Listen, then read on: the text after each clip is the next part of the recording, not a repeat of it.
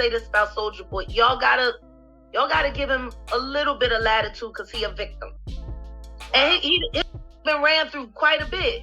They was playing tapes, and then the owner of the house pulled out Soulja Boy tape. That's why he's always able to call other on being a swish. Birds of a feather flock together. To get in your position. What? I got on MySpace and YouTube and grinded as a teenager in the hood, and I made it. And you mad because you had to get in your ass. You had to suck. Soulja Boy, he been canceled. He nobody cares, Soulja Boy. So Soulja Boy better go to get that check. Yeah, I don't think he had hits and woo. It's been a minute. It's been a while. He don't care. You think Soulja Boy was only trading jokes with Marlon Wayans? Think again. This ain't some lighthearted back and forth. Soulja's got a vault of skeletons, and the lock is starting to crack wide open. What began as one random radio comment has spiraled into a full-blown expose, dragging out scandals he's been hiding for years. And trust me, they're way uglier than anyone imagined. Forget the sugar-coated stories we've all heard before. The real drama starts when you rewind to that bizarre Trump inauguration weekend. What were your thoughts when 50 Cent blamed the second season ratings dip on gay stuff?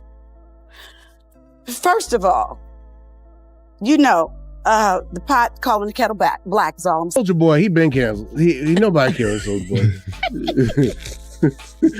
So Soulja Boy better go to get that check. Yeah, I don't think he had hits and woo. It's been a minute. It's been a while. Out of nowhere, Soulja pops up at this shady crypto event, the kind of scene packed with question marks instead of fans, grinning like he just hit the jackpot. It was already sketchy, but then Marlon Wayans threw his slick jab in a radio interview, casually brushing Soulja off like he didn't matter. That's when things got ugly, because Soulja didn't just take it personal, he treated it like war. What most people don't get is why his reaction was so over the top. When you're sitting on as many scandals as Big Draco, even the tiniest jab feels like someone's about to pull the whole curtain back. That's why instead of brushing it off, he sprinted to X like his career was on fire and unloaded one of the wildest clapbacks we've seen in a minute. I can't believe I'm arguing with a dude that dresses up like a white chick. What's wrong with me now? I loved it. I had some it was Louis, it was everything, and it was perfect. And he was like, take this, you white. Like he kept he's very into the race play stuff. But here's the thing, I don't know if this was really him or it was drunk. I'm telling y'all I'm not. What you want me to? What the is wrong with y'all? They said to the left, bro, anybody could go on OnlyFans and see that. Anybody could go on OF and see that. I got an OF page. What the that don't prove nothing. What the is wrong with y'all, bro? Hey, keep it, wait, keep it gangster. Are y'all serious right now or are y'all trolling?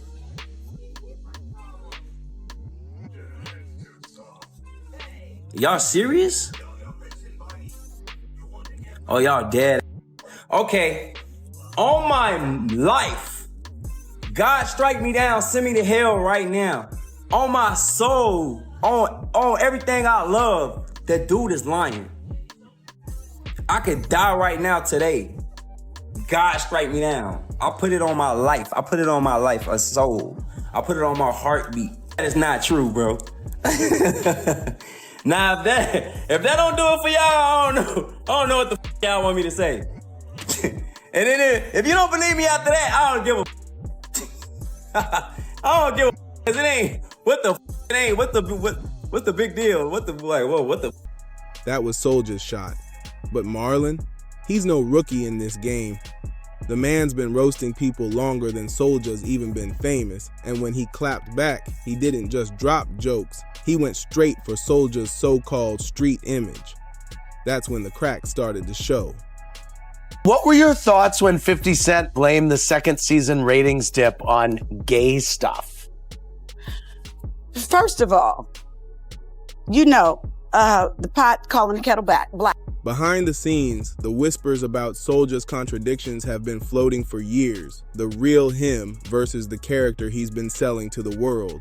Industry insiders have side-eyed everything, from his shady business plays to his personal life, hinting that the Soulja Boy brand is more costume than character. And Marlon, He gave those whispers a megaphone, blasting them wide open for everyone to hear. The boy's on Krenak and meth.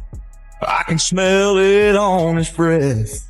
Yes, he's on that crest. It's Krenak and meth. The first serious crack in Soulja's armor came when William Deba pulled up on Tasha K's podcast and set it on fire with pure scandal fuel. And this wasn't vague shade. William came with straight up receipts. He painted Soulja's life so vividly, it sounded like he'd been living in his condo rent-free. He described the exact layout, pointed out the bottles lined up in Soulja's liquor cabinet, and even exposed tattoos that have never surfaced in public photos. That kind of detail doesn't come from Google. It comes from being there or knowing someone who was.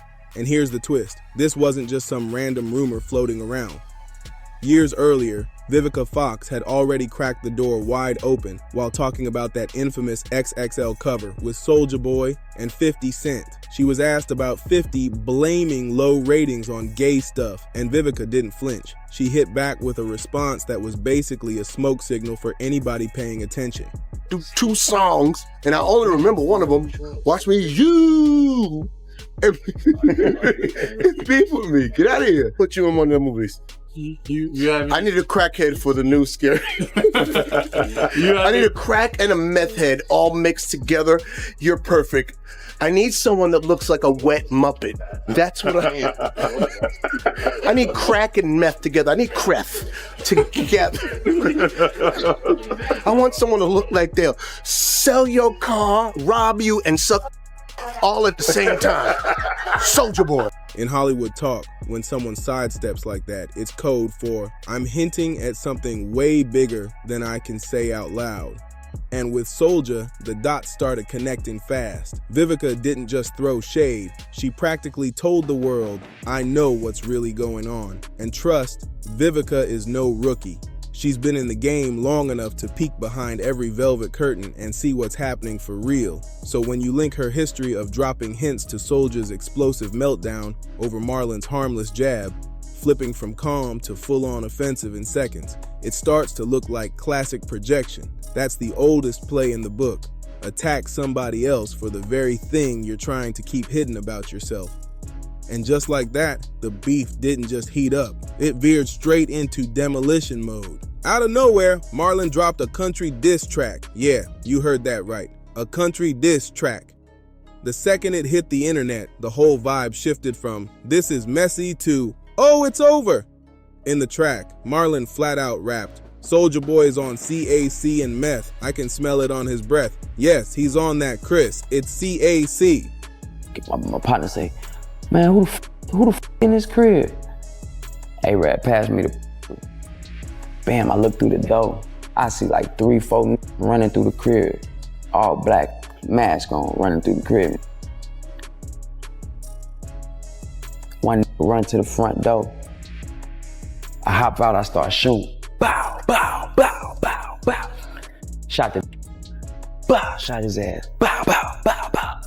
All the niggas run out the door, they run out the door. This nigga on the internet exploded instantly.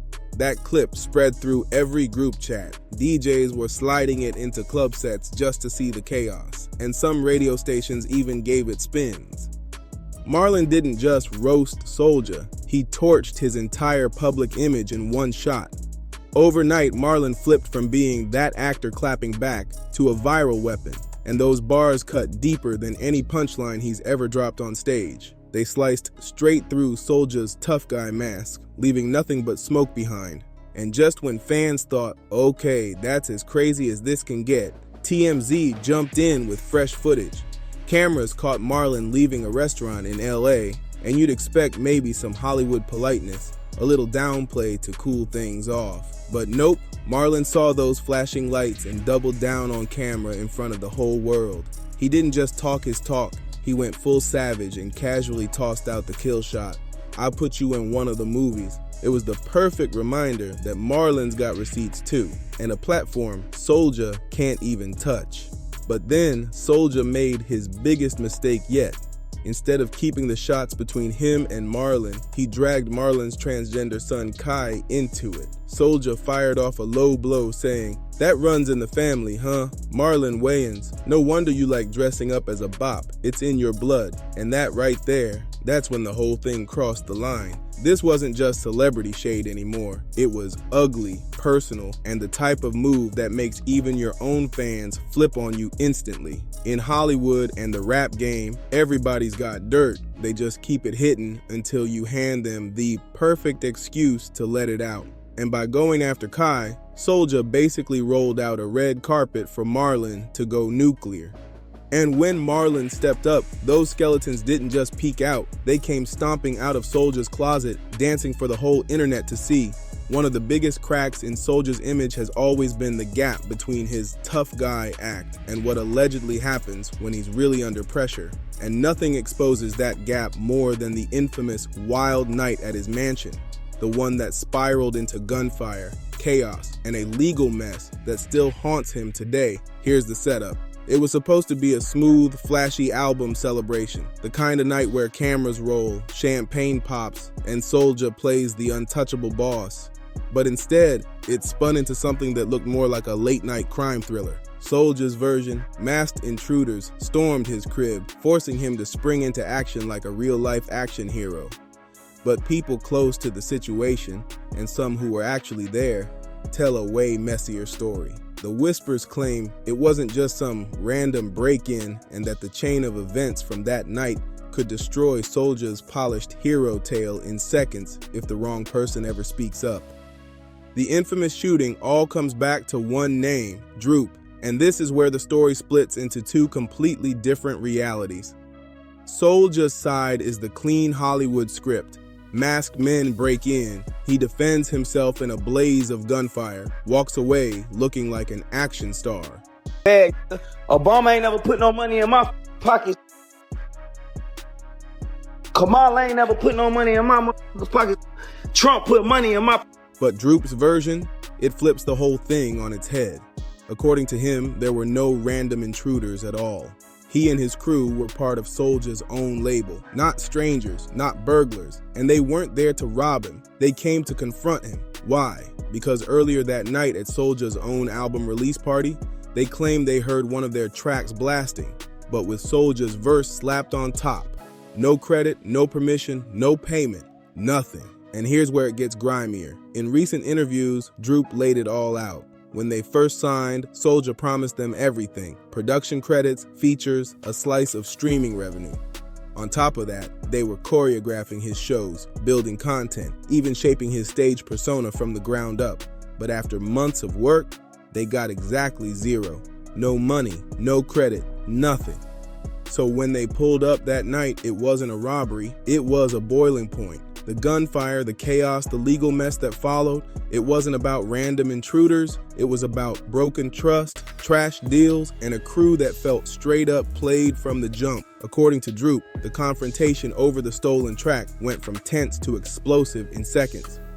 He says he pressed Soulja face to face, demanded answers, and when the excuses started flying, he snapped. Droop even claims he slapped Soulja twice, right there in his own mansion. That's when, according to Droop, Soulja reached for a gun and pulled the trigger. But here's where the story swerves. Instead of dropping on the spot, Droop says he stumbled out, made it to a waiting car, and got rushed to the hospital. Only when he woke up, it wasn't relief waiting for him. It was cold steel, handcuffs on his wrists. Turns out, while Droop was fighting for his life, Soulja had already called the cops and locked in his version of the story. And in Soulja's version, Droop wasn't a label mate. He was an armed intruder. That one move flipped the whole script, leaving Droop hit with an attempted robbery charge and staring down a possible 25-year sentence. But here's the shadiest part, the inconsistencies. In his first police statement, Soulja swore 5 masked men stormed his home.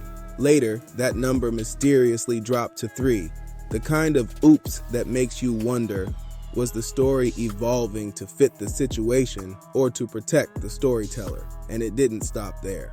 The description of the supposed weapons kept shifting too. First it was heavy artillery, then suddenly it was just handguns. The contradictions stacked up so high, it was only a matter of time before Droop made his move. He called in a legal heavy hitter, Brian Steele, the same powerhouse attorney repping Young Thug, and Steele wasted no time. He ripped through the case, tearing apart the lack of hard evidence until the prosecution's story collapsed under its own weight.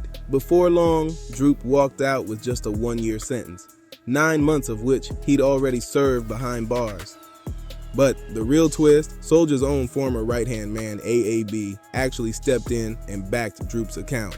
Even though Soulja and AAB hadn't been tight for years, his voice reportedly shook when he spoke about that masked intruder, hinting that whatever went down that night, it left scars. But the streets, they still can't agree on who's telling the full truth, and here's the kicker. Droop's story isn't some isolated case. Multiple artists who've worked with Soulja tell the same eerie tale. They say he reels people in with shiny promises, exposure, production deals, cash on the table. But once they've put in the grind, nothing, no payment, no credit, not even a thank you.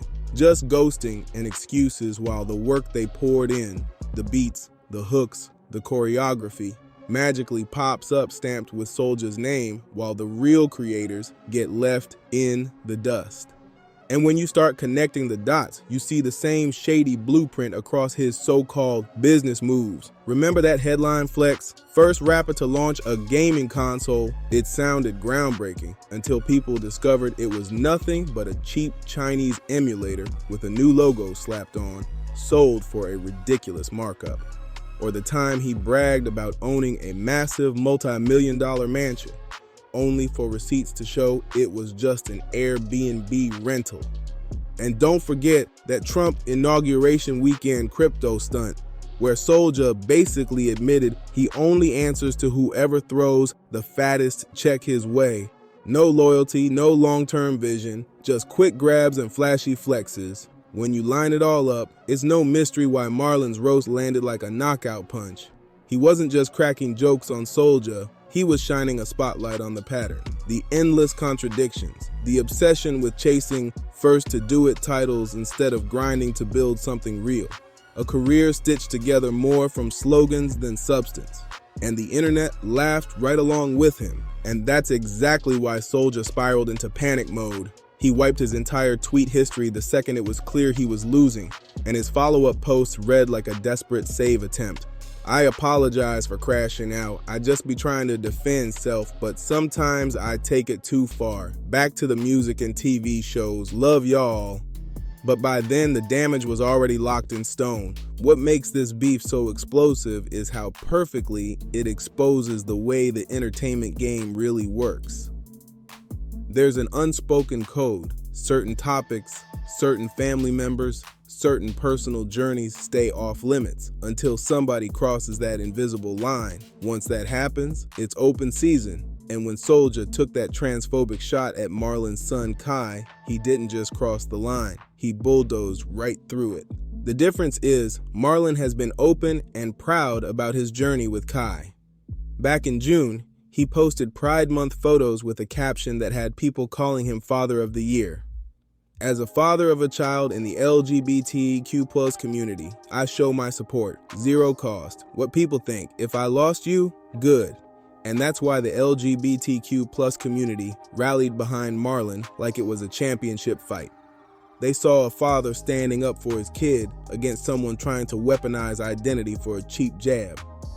And in Hollywood, where reputations can flip overnight, that kind of solidarity can turn a PR nightmare into a career-defining win. Within hours, Protect Kai was trending, and you could practically watch Soulja's brand deals vanish in real time. The same companies he bragged about working with suddenly went ghost. No reposts, no shoutouts, no merch drops. And in this business, money talks loud. The message?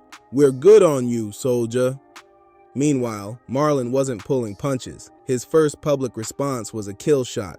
If Soulja Boy had a career, he could get canceled for this type of slander. Luckily, he ain't been relevant since 2007. That alone had the internet crying with laughter. But he didn't stop there. He twisted the knife with another post. My child had top surgery and still has more chest than you, topping it off with a flex emoji. 2 million likes in just a few hours. That's when it was clear Marlon had locked in with the public, not just as a comedian, but as a father standing tall. And the wildest part, watching who else in the industry suddenly jumped in. People who'd been silent for years started liking shady posts, dropping cryptic comments, and quietly picking sides. The feud had officially outgrown Marlon versus Soulja. It was turning into a full-on Hollywood loyalty test. And the results? They weren't looking good for Soulja Boy. Marlon's resume speaks for itself. From In Living Color to White Chicks to a stand-up career that still packs out theaters, he's built an empire that's bulletproof. Soulja, on the other hand, is still trying to stretch Crank That like it's 2007, propping himself up with half-baked business hustles that feel faker by the day. And the split in support couldn't be more telling. The A-list crowd lined up behind Marlon without hesitation, while Soulja's corner looked emptier than a no-show concert. Even artists who once jumped on tracks with him suddenly caught industry amnesia. No reposts, no defense, no subtle likes, nothing. And in Hollywood, that kind of silence is deafening.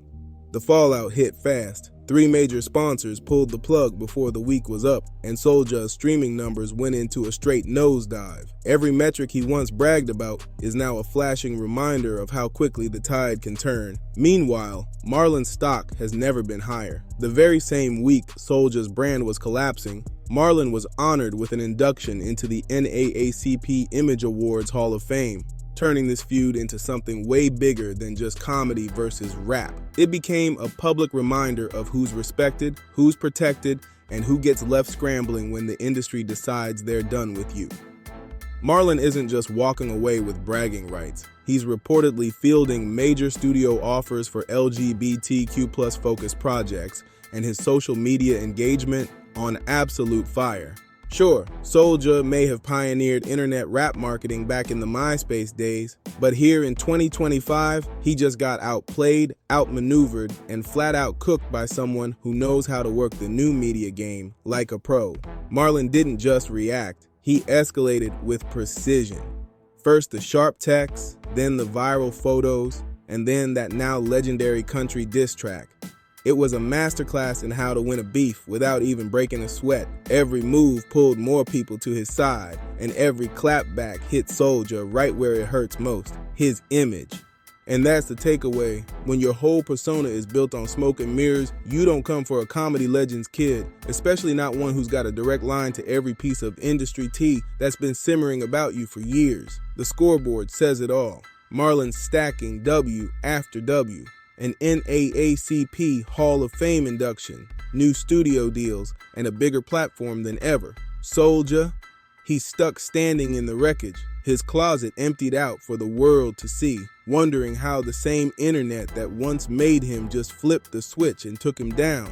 Now all those skeletons he tried to keep hidden are out here doing the electric slide in broad daylight. No shame, no cover, just dancing across the timeline for everyone to watch. And the whispers say there are still more skeletons rattling around, just waiting for the right moment to pop out. If the last few weeks proved anything, the next chapter could be an even wilder spectacle. Shout out to everybody who stuck with us through this roller coaster of drama, shady moves, and roasts so sharp they could slice glass. If this is only chapter 1 of the Soulja versus Marlon saga, round 2 might just make this one look tame. So before you dip, hit that subscribe button, drop a like, share this video, and let me know in the comments. Is Soulja's career finished for good, or can Big Draco claw his way back?